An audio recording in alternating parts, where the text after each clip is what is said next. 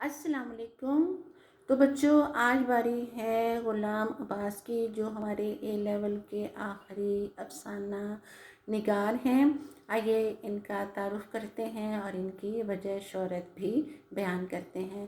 تعارف کچھ اس طرح سے ہوتا ہے: 20ویں صدی سے تعلق رکھنے والے غلام عباس، جن کے افسانوں میں حقیقت پسندی ہے، جبلت کا ادراک ہے، انسانی نفسیات سے واقفیت بحیثیت متراجم بھی ہیں، وسعت مطالعہ اور قوت مشاہدہ بھی ان کی تحریروں میں نمایاں نظر آتا ہے۔ اس کے علاوہ اور بھی دیگر وجہ شہرت ہے، وہ کچھ یوں ہیں کہ یہ ایک محنتی اور کونا مشق افسانہ نگار ہیں۔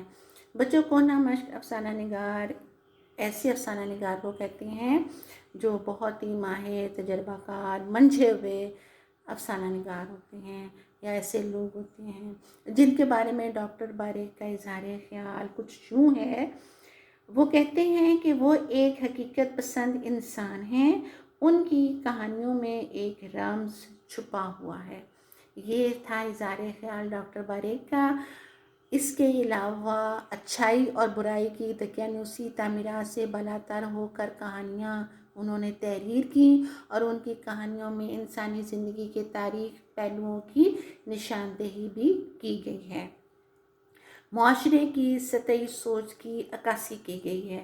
یہاں پہ ایک بات کی نشاندہی کرواؤں گی کہ غلام عباس اور منٹو کی وجہ شہرت کی ایک مشترکہ خصوصیت یہ بھی ہے کہ منٹو اور غلام عباس ایک نظام کی بات کرتے ہیں، وہ ایک مخصوص طبقے کی بات نہیں کرتے ہیں۔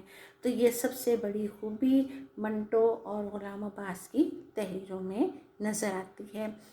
اس کے علاوہ ان کے جو ناول ہیں یا کہانیوں کے مجموعے ہیں، ان میں آنندی ہے، کانرس ہے، جاڑے کی چاندنی وغیرہ وغیرہ شامل ہیں۔ تو یہ تھے غلام عباس کی وجہ شہرت کے اہم نکات۔